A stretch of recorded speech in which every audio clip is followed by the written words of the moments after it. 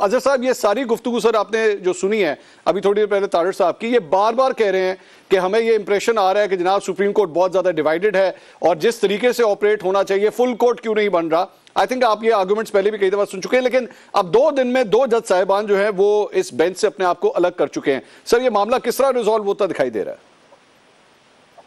बहुत शुक्रिया। मुझे बड़ी हैरानगी हुई कि अब तो जजिस के घरों के हालात भी, जजिस के अंदर अगर कोई दस्तों गिरबान होना बड़े अफसोस और दुख का मकाम है कि ये अता तारड़ साहब को या पता नहीं कहां से पता चल गया, या कोई इल्हाम आ गया है, या इलेक्शन कमीशन की तरफ पे इन्होंने भी कोई नजूमी रख रही है। बड़ा दुख और अफसोस होता है इस बात का। जरा बात को यानी बड़ा सिंपल सा मैं आपके सामने सवाल रखने लगा हूं।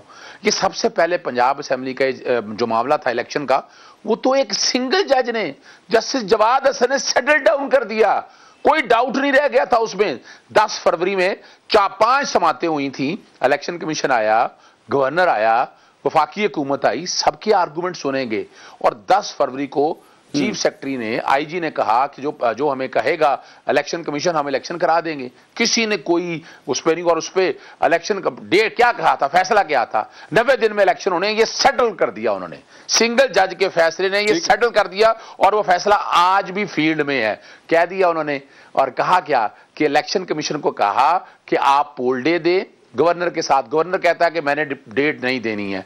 अल्टीमेटली क्या हुआ, वो मामला इलेक्शन कमीशन भी ले गया, इंट्रा कोर्ट अपील में गवर्नर भी ले गया कि जनाब आप, हम नहीं मानते इस बात को। और अभी आपने देखा सुप्रीम कोर्ट में भी इलेक्शन कमीशन यही कहता रहा, और आके अल्टीमेटली अभी 8 अक्टूबर की डेट दे दी उसने।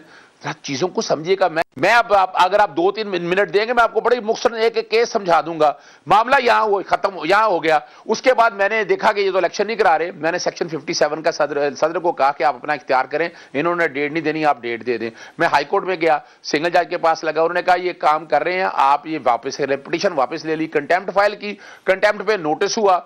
नोटिस होने के बाद इंट्रा कोर्ट अपील फाइल कर दी इलेक्शन कमीशन ने भी, गवर्नर ने भी, कि भाई पोल डे हमने नहीं देनी है। ये कॉन्स्टिट्यूशन लिमिटेशन ही ना हुआ, चले 16 को लग गया, 16 से 23 को चला गया। इन बिटवीन मैंने फिर एक और पिटीशन फाइल की जो जस्टिस मुजम्मिल अख्तर शबीर साहब के पास लगी, और 57 के तहत सदर जो है वो पोल डे दे दे। उसी दिन सदर ने पोल डे दे दी। बात तो वहीं खत्म होगी। रह क्या गया था इसके अंदर, इंट्रा कोर्ट अपील में ये पेश ही नहीं होते थे। जो सुप्रीम कोर्ट कह रही है ना कि हाई कोर्ट में जेर इल्तवा था, आए रिकॉर्ड निकाले। मैं चैलेंज करता हूं कि वहां पर 16 की डेट पड़ी, 23 की पड़ी डेट, और उसके बाद 29 तक डेट की ना इलेक्शन कमीशन, यानी वो टाइम लेते रह गए। इन बिटवीन सुप्रीम कोर्ट ने मैटर टेकअप कर लिया, और 1 मार्च को जब नहीं, लेकिन अजहर साहब ये जो जिस इंट्रा कोर्ट अपील की आप बात कर रहे हैं, उस इंट्रा कोर्ट अपील का जिक्र आज याया अफरीदी साहब का जो इख्तलाफी नोट आया उसके अंदर भी जिक्र है। इससे पहले भी बार बार उसका जिक्र आया कि जनाब हाई कोर्ट की जुरिस्डिक्शन के अंदर कहीं हम इंटरफेयर तो नहीं कर रहे।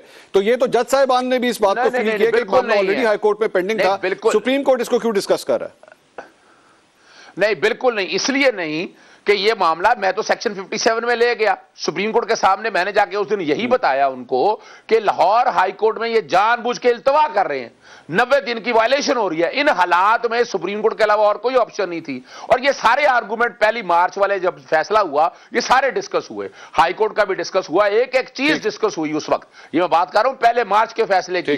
अब आप उससे आगे जा रहे हैं। उस वक्त एक एक चीज जब डिस्कस होगी, फैसला आ गया, उस फैसले पे इंप्लीमेंट हो गया। किसी ने चैलेंज किया उस फैसले को, इलेक्शन कमीशन ने चैलेंज किया, शेड्यूल दे दिया, 30 तारीख की डेट आ गई। अब तो कोई डाउट रह नहीं गया था। अब आते हैं जो बात दूसरी कह रहे हैं, 9 मेंबर 7 मेंबर।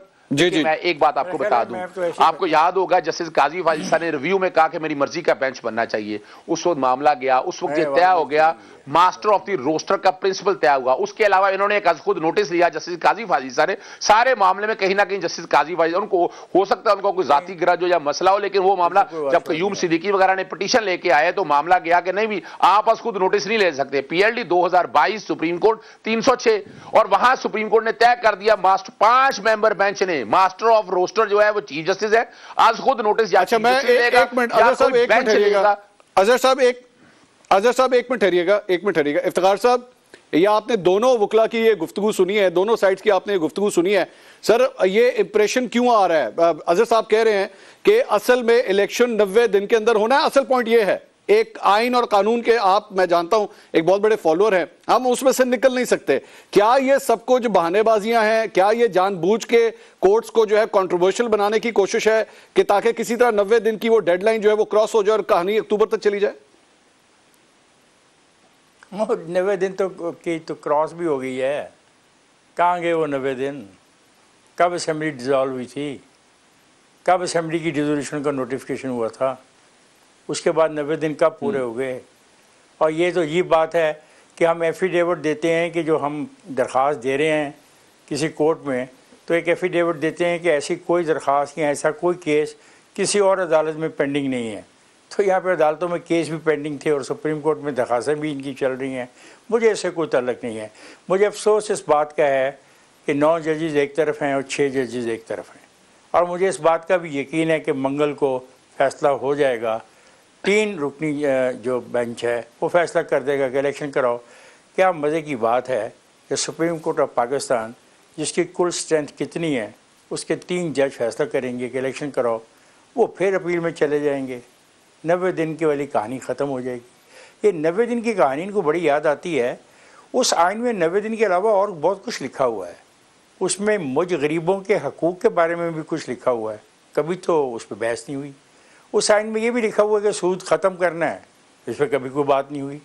उस आइन में ये भी लिखा हुआ है कि हमें आवाम को तालीम देनी है, उस पर तो कोई नहीं हुआ।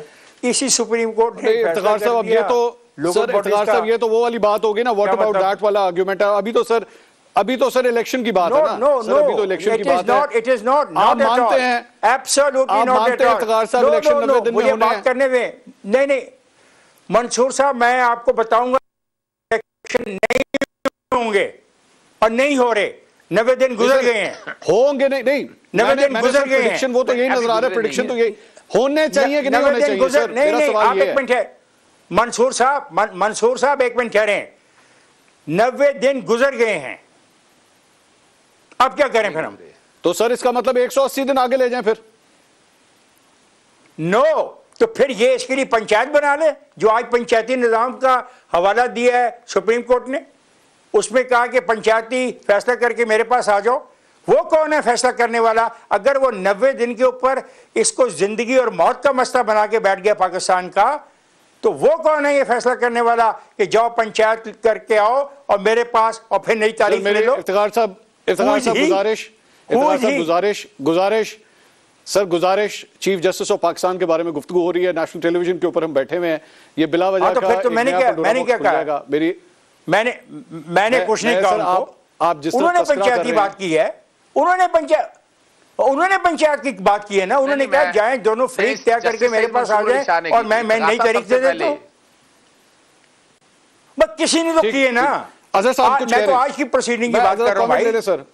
मैं आज की प्रोसीडिंग की बात कर रहा हूं। क्या कह रहे हैं? आज ये बात हुई है नहीं हुई? आ गया सर, पॉइंट आ गया इफ्तिखार साहब। अजहर साहब क्या फरमा रहे हैं? और ये पॉइंट भी आ गया कि ये मैं सिर्फ एक बात कर रहा हूं, 90 दिन की बात कर रहे हैं। मैं सिर्फ एक बात क्लियर कर दूं। पहली तो बात है 90 दिन अभी गुजरे नहीं है।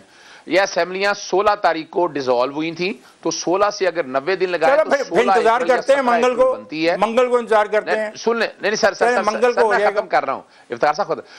सर वो 17 अप्रैल तक अभी असेंबलियां हैं और 30 अप्रैल तक का शेड्यूल अभी भी मौजूद है। वो शेड्यूल अभी भी इंप्लीमेंट हो सकता है। और दूसरा जो पंचायती 13 दिन में इलेक्शन करवा लीजिएगा। सर खत्म कर रहा हूं। सबसे पहले जो पंचायती फैसले की बात की थी जस्टिस सईद मंसूर। नहीं अजहर सदीक साहब, मुझे अजहर सदीक साहब आपको बहुत बुरा लगा और मंसूर साहब को भी मेरा रवैया बुरा लगा। क्या ये हकीकत नहीं कि आज चीफ जस्टिस ने ये कहा कि दोनों फ्रीकैन जाएं, बात करके मेरे पास आ जाएं? उसकी वजह मैं बताता हूं। जब वो बात करके आएंगे तो वो 90 दिन की डिबेट है सर, इसमें बुरी बात क्या है? मुझे बताइए इसमें क्या बुरी बात है? अगर बैठ के जमहूरी तौर तरीके से जमहूरी पार्टियां आपस में बैठ के रिजॉल्व कर लें, इसमें कुछ बुरा है? मंसूर साहब मैं इलेक्शन का हामी हूं, लेकिन खेल 90 दिन की हो रही है।